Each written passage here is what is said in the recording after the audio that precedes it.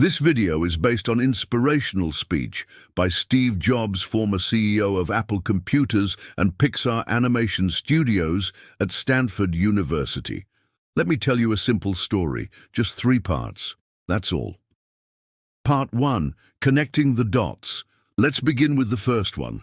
About connecting the dots, I dropped out of college after just 6 months. But that wasn't the end.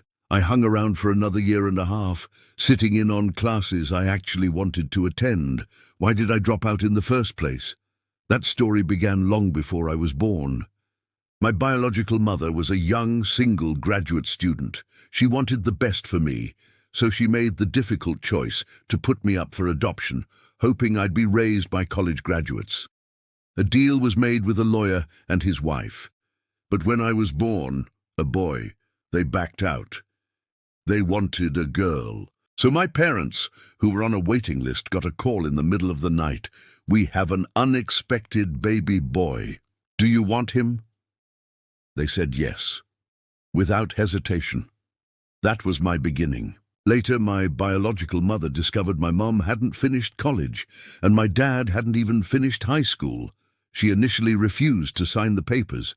She only agreed once my parents promised I would go to college one day. And I did. 17 years later, I found myself at a college almost as expensive as Stanford. My parents poured all their life savings into it.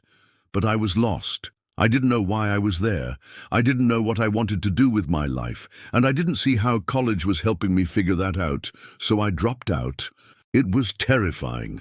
But looking back, it was one of the best choices I ever made, because dropping out gave me the freedom to learn on my own terms. I could explore what fascinated me, not just what was on the syllabus. I took a calligraphy class, not because it would get me a job, but because it was beautiful. I learned about typefaces, spacing, and what made design feel alive.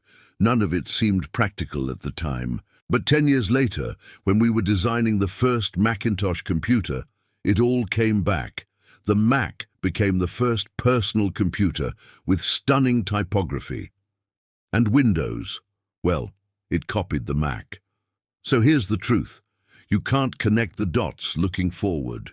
You can only see how they fit looking back. So trust in your gut, your destiny, life, karma, whatever speaks to you.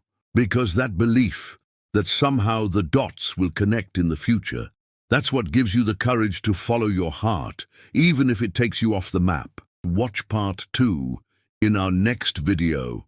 Remember to like, subscribe, and share.